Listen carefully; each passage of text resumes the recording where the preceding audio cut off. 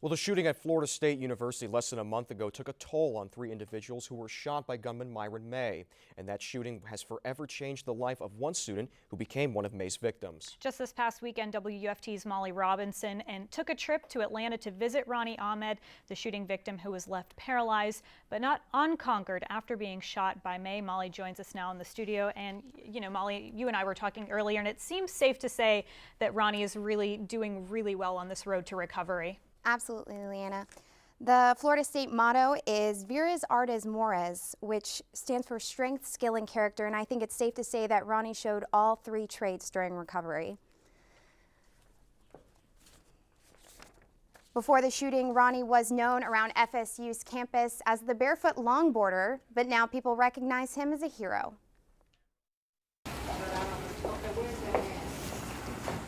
Ronny Ahmed was taking a study break when a gunman opened fire at Strozier Library on Florida State University's campus.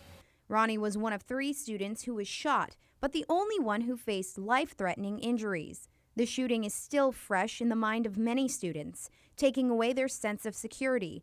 But Ronny lost more than that. I remember when I first woke up in the hospital, I turned to my sister and I was like, "I'm paralyzed, aren't I?" And she was like, "Yeah." After the shooting, Ronny received an outpouring of support, with many calling him a hero. I don't really feel like a hero, to be honest. I guess I could understand why some people find me inspiring and look up to me for the way that I've handled it. But a hero, I don't know. All I did was call the cops. He received cards, flowers, and other presents, but he says the best present was an online fundraiser his friends started that has raised almost $200,000. I think that all of this outpouring that he's received, he would do 10-fold for anybody that he cares about. The money is being used to pay for his recovery in a top-ranked rehabilitation hospital. Until February, Ronny will be staying here at the Shepherd Center in Atlanta, Georgia to receive physical training and education on a new set of wheels. And now help is only a button away. Rachel, how can I help you? Hey, could you call Rebecca? I need some pain medication. After this speed bump, as Ronny calls it, not much is going to change. No, I'm pretty much the same person that I was before. I can attest to that. It's always been positive. Just kind of, not going to be running around as much or walking around barefoot, That's about the only difference. Ronny says he accepted his fate as soon as the first bullet hit his spine. But he says he won't let the circumstances out of his control change him as a person.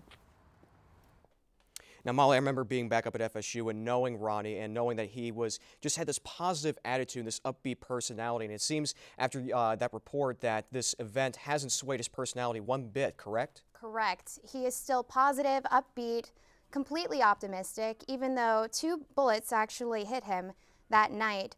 Instead of 3, which we originally thought, one just had 2 entrance wounds. But he is completely fine. He is just always optimistic, always looking forward. And no one can prepare for an event like this. So how is he setting up his living arrangements when he decides to return to Tallahassee after his rehabilitation in Atlanta? In the interview, he told me that the one thing that really upset him throughout this process was the fact that he might not be able to go home and go back and live in his house with his friends.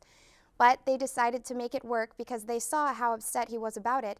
And a contractor in Tallahassee has decided to renovate his home for free to make it wheelchair accessible. And so now he gets to go back to Tallahassee at the end of February, live with his friends and his cute pet hedgehog, Nutmeg. Well, I'm sure he's got a lot of big plans when he gets back to Tallahassee, including getting that degree from Florida State, right? Absolutely. He is on track for graduation. He's ready to get back there and get done with school. And he also has plans for riding a motorcycle trip around the United States because the Shepherd Center, which is where he's at right now in Atlanta, is able to teach him so many things that you wouldn't really think a paraplegic could do, like scuba diving, riding motorcycles. And he's just very excited to keep moving forward, and he's not going to let this situation stop him. Well, very informative piece, Molly. Thank you. We wish Ronny the best in his road to recovery.